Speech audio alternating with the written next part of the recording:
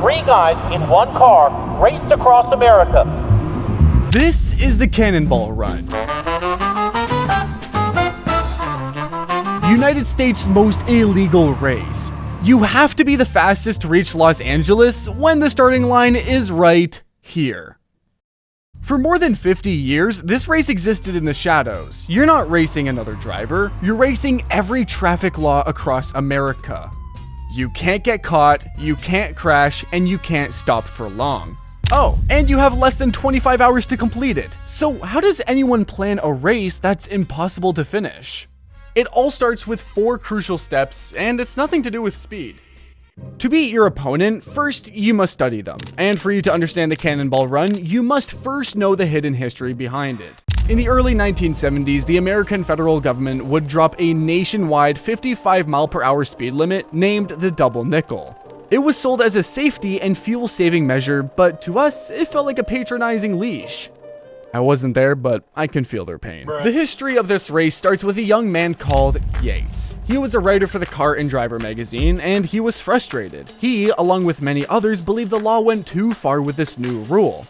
They argued that a skilled, alert driver in a well-maintained car could safely drive at high speeds on the newly finished interstate highway system. In May of 1971, with 3 friends and his 14-year-old son crammed into a borrowed banana yellow Dodge van nicknamed Moon Trash II, Yates set out from the Red Ball Garage in Manhattan. His destination was the Portofino Hotel in Redondo Beach, California, roughly 2,900 miles. He called it the Cannonball Baker Sea to Shining Sea Memorial Trophy Dash. He was so bad at making names. There was no prize. The goal was simply to do it no more than 40 hours. It was just a giant fuck you to the government. They made it in 40 hours and 51 minutes. Not fast enough to break records, but fast enough to prove the impossible was possible. The real turning point came later that year in November. Yates decided to turn it into a real race. He gathered a few other teams to join in. One team called themselves the Polish Racing Drivers of America and drove a Chevy van. Another team was made up of 2 men who borrowed a customer's Cadillac and said they were on a gentle delivery. Yates' own car stood out the most. He was driving a bright red Ferrari Daytona that had been loaned to him by a dealer, and at the very last moment, he secured the perfect partner for the drive, Dan Gurney, a famous American race driver who had won major races in Formula 1, NASCAR, and Le Mans. Picture that starting line, because nothing like this would ever exist again. Yates navigated while Dan drove the Ferrari. It was fast, but this wasn't a racetrack. They hit ice storms, got ticketed in Oklahoma, and in the Arizona desert, Dan pushed the car to 175 miles per hour on a public road. When they reached the Portofino Hotel, they set a new record, 35 hours and 54 minutes. The Ferrari won. But the Cannonball wasn't about having the fastest car. The top finishers were all really close. From the Ferrari to the heavy Cadillac, all the cars were within 2 hours of each other. Even the Polish van with 300 gallons of fuel didn't win. The fastest car in a straight line didn't win. The Ferrari won, and that's where everyone misunderstood the Cannonball, and a new, utterly illegal sport was born. But you can't put a genie like this back in the bottle, especially once Hollywood gets involved. While Yates was ending the race to avoid turning it into a circus, Hollywood was already at work. See, the outlaw spirit of the Cannonball was too delicious, too cinematic to stay underground. But this is where the story takes a hard turn from gritty reality into something, well, a lot weirder.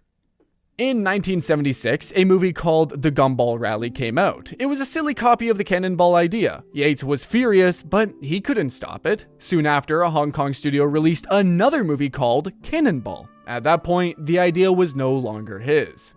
Yates still wanted to tell the real story. He wrote a serious script called Coast to Coast, focused on skill, risk, and anti-establishment anger. He took it to Paramount Pictures. That's where he met the man who changed everything, Hal Needham. And not in the way Yates hoped. Needham was a legendary Hollywood stuntman, the highest paid in the world, who had just directed a little movie called Smokey and the Bandit. It was the second highest grossing film of 1977, right behind Star Wars. The movie became a fast, funny chase comedy. It celebrated the same rule-breaking, good old boy attitude that the Cannonball stood for. Needham heard Yates' story and saw a hit, but not as a serious drama. He wanted a big, slapstick comedy with famous stars. Yates argued that the real story was stronger. Needham just smiled and said, "We'll make a better one." To help fund the film and gather real ideas, Yates and Needham ran one final, unofficial cannonball in 1979. That was the famous ambulance run, and it wasn't about records. They were testing jokes.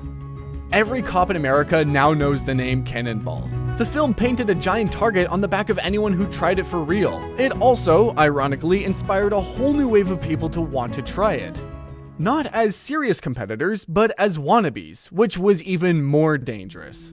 By the 1990s, traffic was heavier and police technology had improved. Radar and laser made speeding harder to hide. The record set in '83 began to feel untouchable. It became legendary. Most people thought the Cannonball story was over. But they were wrong. They didn't think of the platform you were watching this on: the internet.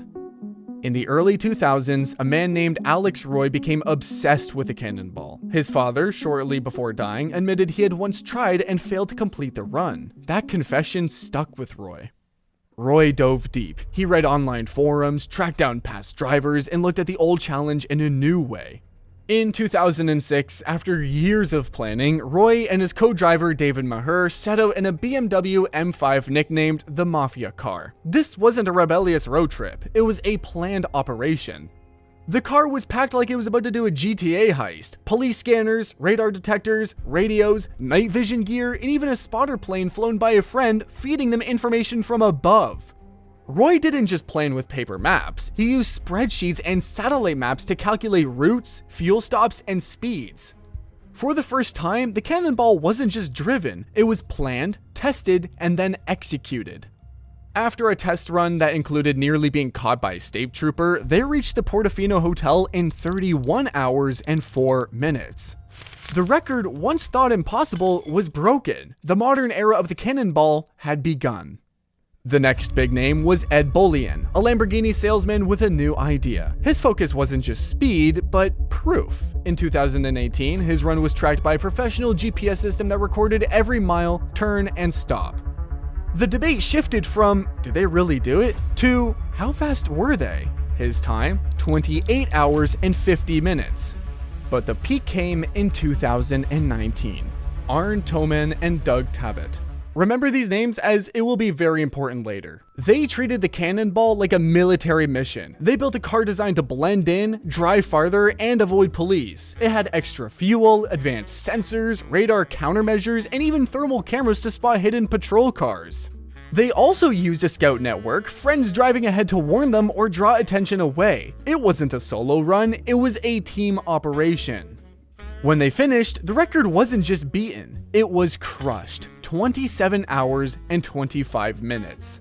Please just take a moment to think about that. That's over 100 miles per hour for more than a full day on public roads. Many believe this was it and the puzzle had been solved. But the big question still remains. Could you, and should you, try it yourself? Now, I'm not encouraging this, but the reason to talk about it is quite simple. From a planning and logistics point of view, the blueprint already exists. Here's a tutorial on how to complete your first Cannonball race. First, you need the right kind of car. Not a flashy supercar, you dumbass. Are you trying to get caught? Choose something more comfortable, like a sedan. It's reliable and able to go long distances with very few stops. It would need to blend in and draw as little attention as possible. Next comes the planning and technology. A modern run depends on expensive equipment, constant navigation, and a co-driver you completely trust. People spend months studying routes, traffic, and laws, especially avoiding states with extremely harsh penalties for speeding. And then there are the risks. Getting caught isn't a small feat. At very high speeds, you can face arrest, having your car taken, losing your license for life, and years of legal trouble. Some drivers have faced charges that followed them for decades. In certain states, enough serious charges can even lead to prison time. A modern Cannonball attempt isn't a road trip. It's more like staying awake for over a day while constantly avoiding disaster. One mistake, one missed alert, one police car in the wrong place, and everything falls apart. In the end, the Cannonball's legacy isn't just about records. It's about showing how far planning and technology can push against the limits of law and geography. And for anyone tempted by that idea, if you get stopped, I am not responsible. But if you do make it, you gotta send me that video and let me watch it. Please. Imagine how much easier it would be if half the police simply weren't there. Well, in March 2020, that almost happened. COVID-19 lockdowns emptied America's highways in a way no one had ever seen before.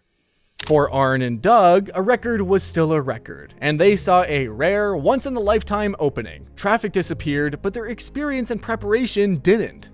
Their old record-setting car was gone, so they rushed to build a new one in just weeks. In May 2020, they ran again. This time, their biggest advantage wasn't technology, it was empty roads. With almost no traffic and a scout network watching the few police still out there, they were able to maintain speeds that would be impossible in normal times.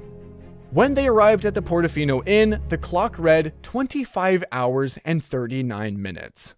Nearly an hour faster than the previous record, and almost 2 hours faster than their own. It was the fastest run ever recorded to date. You might build a faster car, you might even find a smarter team, but you will likely never again have a quiet, empty, 3,000-mile stretch of highway like they did. The modern Cannonball didn't end because people ran out of ideas, it ended because it reached its natural limit, made possible by a moment in history that may never repeat. If you want to see how a broke boy created a once-in-a-lifetime moment that changed the world forever, watch my previous video here.